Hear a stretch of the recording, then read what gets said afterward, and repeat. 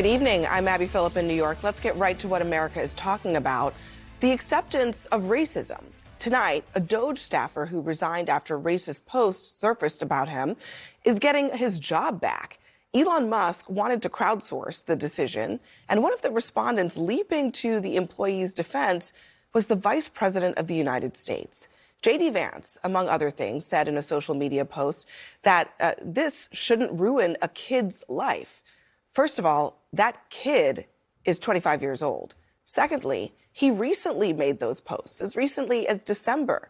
And third, he is now tasked with accessing sensitive information about Americans without oversight. Even the president echoed Vance's sentiment. One of the DOJ engineers was fired for some inappropriate posts. The vice president says, bring him back. What do you say? Well, I don't know about the particular thing, but if the vice president said that, did you say that? I'm with the vice president. So, inappropriate posts. Let me tell you about what we're talking about here. This is who they've decided to defend. The user called for the repeal of the Civil Rights Act. He called for a eugenic immigration policy. He said the world should normalize Indian hate. Democratic Congressman Khanna, who is Indian American and is here tonight, like Vance's wife, is also Indian American. He asked the vice president just a simple question on X. Are you going to tell him to apologize for saying, quote, normalize Indian hate before he is rehired into the government? Just asking for the sake of both of our kids. That apparently struck a nerve. Vance responded telling Khanna to grow up, adding, quote, racist trolls on the internet, while offensive, don't threaten my kids. But he says a culture that denies grace to people who make mistakes does. Vance went even further in another post, accusing Khanna of emotional blackmail of the DOJ staffer, adding, quote, you disgust me. Well, the congressman is here, so I want to start with you because I, for one, was flabbergasted by that exchange. How did you take it?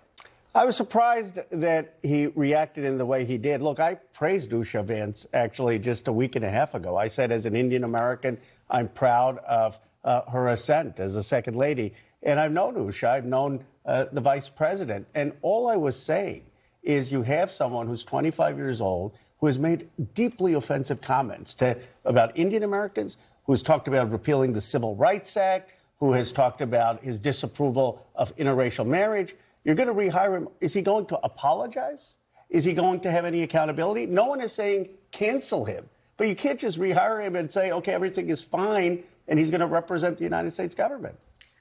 Why not cancel him? Just asking. Because we're living in an era where we're being told that if you talk about diversity, you should be canceled out of the government. But you can post racist posts as of a month and a half ago and welcome in. Yeah, in a world where DEI and critical race theory and affirmative action are under attack, I feel like we're protecting white supremacists and racists and attacking black and brown people who want to be part of the fabric of the country.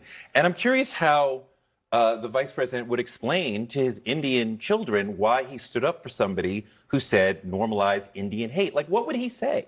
And that issue may not come up today. He also called the guy a racist troll. He acknowledged that this person who he wants back in the government is racist.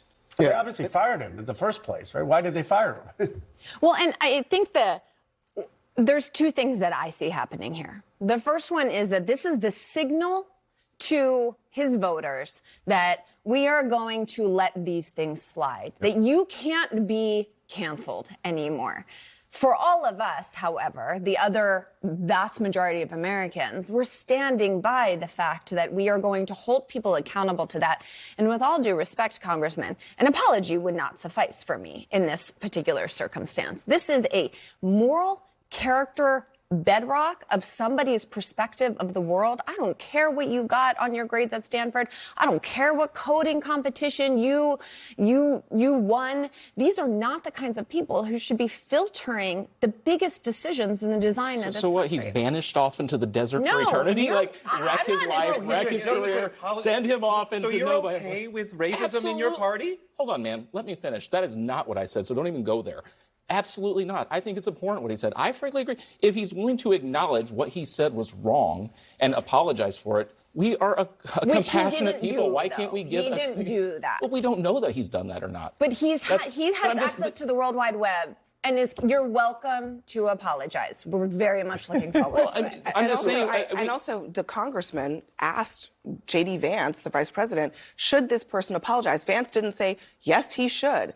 He said, God, he said all kinds of terrible things about the congressman for whatever reason. He acknowledged that the comments were sophomoric and terrible and all the stuff that he said. This is not racist. This is not inappropriate. He called the guy a racist troll, and now he's like, come back to the government. J.D. Vance would have been better served if they just disowned this in the beginning. Like, this is one of those easy things to do. It wouldn't have been much backlash against J.D. Vance and Donald Trump if Elon Musk just decided, okay, well, this guy's going. I think this is more about Elon Musk's guy than anything else, because in most other situations, they'd have just said, okay, we're going to cut ties with you, which is exactly what they ended up doing. But I still think that this part of this connection to Elon Musk, where many people have Donald J. Trump as president, J.D. Vance as vice president, but then Elon Musk as a Republican member of Congress described him as Prime Minister Musk. I think putting Elon Musk on the same level of Donald J. Trump, where we excuse everything that he does, I think that that's just really problematic. Vance is wrong in that the information that we are receiving, the slurs that we receive as black and brown people, as women online, is hurtful, right? This is not,